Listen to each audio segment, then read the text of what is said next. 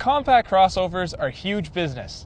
Last year, in the US alone, nearly 2 million of these tall little wagons were sold.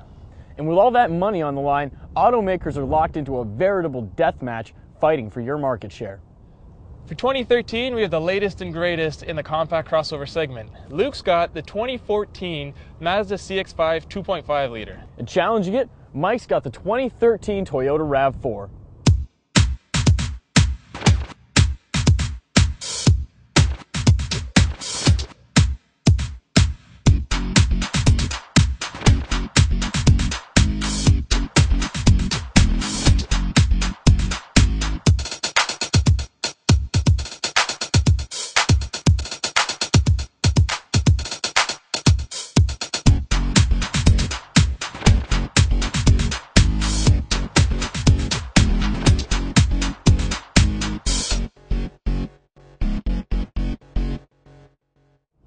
The RAV4 comes standard with a 2.5 liter 4-cylinder engine.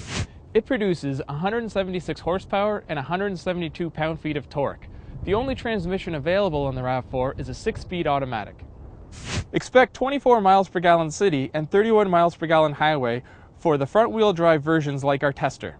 The RAV4 starts at a price of $23,300, and our XLE front-wheel drive test vehicle rang in at $25,320.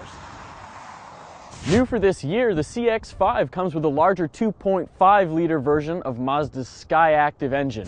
It's more powerful and makes 184 horsepower and 185 foot-pounds of torque.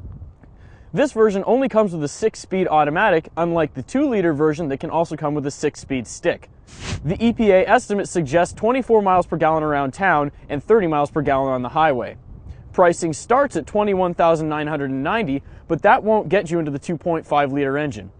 Instead, you'll end up paying $25,410 including delivery for the 2.5 liter engine, which isn't available until the mid-level touring trim, which is what we have today. As beautiful as the CX-5 may be, it can't touch the RAV4's boldness in design. Toyota desperately wanted to shake the dull image of the old RAV4, and well, they've succeeded. Up front, there is chrome that stretches from headlight to headlight, but it's out back where the real differences have occurred. Gone is the trunk-mounted spare tire, which allows for conventional liftgate, a first for the RAV4. As well, the rear liftgate has a recessed window to add an extra styling element. Ever since Mazda cut ties with Ford, the company's been going full bore with an all-new chassis and sexy new styling. Last year we got our first look at Mazda's Kodo design language, which is on the car behind me and remains unchanged for this year. It goes a lot farther than the RAV4 can ever hope to with its sharp lines, its aggressive 5-point grille, and its strong rear-end styling in terms of turning heads and making people say, wow, hell yeah, this is the car that I want. The dramatic restyle of the RAV4 wasn't limited to just the exterior, it included the interior as well. Gone is the dated, boring interior of RAV4s of old. Now there's this stylish dashboard cliff that provides a lot of nooks and crannies for optimal storage. As well, it brings all the controls nice and close to the driver. The downside is some of the lower place buttons are hard to reach, but overall it's a good design. The CX-5's boring interior can't touch this new stylish design. Although the CX-5's back seat trumps the Toyota RAV4's 37.2 inches of legroom, the RAV4's back seat just seems more comfortable and more spacious when you're back there. And while we're on the topic of seats, the third row option and the V6 engine have both been killed off in the RAV4 for 2013. The interior on the 2014 CX-5 doesn't change at all over the 2013 model year, but that's hardly a bad thing. In fact, if anything, this would be my pick in general over the two cars in terms of interior quality. I am missing the dual zone climate control that the RAV4 gets, but beyond that, the center stack is nice and Spartan, easy to use, simple, and I also get much more soft touch materials up here on the dashboard, which I'm very much preferential to. Apart from that, in this trim, you also get some nicer features. Those include rain sensing wipers, a push button start, power seats, Pandora radio, and even automatic headlights. There are some downsides though. This car has just over 34 cubic feet of storage space in the back, and that's about 4.2 less than the RAV4. The RAV4's goal is to be an easy-to-drive vehicle with a side of fun. Honestly, it doesn't really succeed at being fun to drive, but it does excel at being easy to drive. Nearly anybody could find a comfortable seating position and just get in this vehicle and drive. thanks to its linear steering, easy controls, and predictable maneuvers.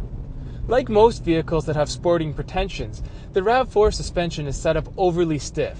I feel a CUV should have a softer ride than this. But unfortunately, it is a problem that's plaguing the segment right now. The best part about the RAV4's drive, though, has to be the new 6-speed automatic. Thankfully, it has finally put to rest Toyota's far too long in the tooth 4-speed automatic. Although the CX-5 is a faster all-around vehicle, the throttle setup is designed for fuel economy, not speed, and the RAV4 is more responsive and easier to use. The CX-5 and the RAV4 are similar in so many different ways that in a lot of senses it's hard to tell them apart when it comes to specs. But when it comes to driving, the CX-5 is the clear winner, at least from a driver's perspective. And that's because it has more power, it has 185 horsepower and 184 foot-pounds of torque, and that all goes together to make it feel a lot better and more powerful on the road than the RAV4. Not only that, but the Skyactiv chassis helps it feel more connected to the road, and especially at speed, it feels like it handles much, much better. Equipped with the 2.5-liter engine, you only have the one choice of the 6-speed automatic transmission. That's hardly a bad thing though, and really, I'm in love with this transmission. It shifts smooth, and if you drop it into manual mode, even between 1 and 2, you really don't feel the shifts. Not only that, but it acts lightning quick, almost like a dual clutch. That's something that the RAV4 just doesn't have. We're enthusiast drivers, and for that reason, both of us would generally pick the CX-5. It gets better fuel mileage and it has a lower MSRP to start with. However, the RAV4 is an easier vehicle to operate and is more spacious inside. We feel general consumers may appreciate those features. For more on this review and others like it, visit autoguide.com.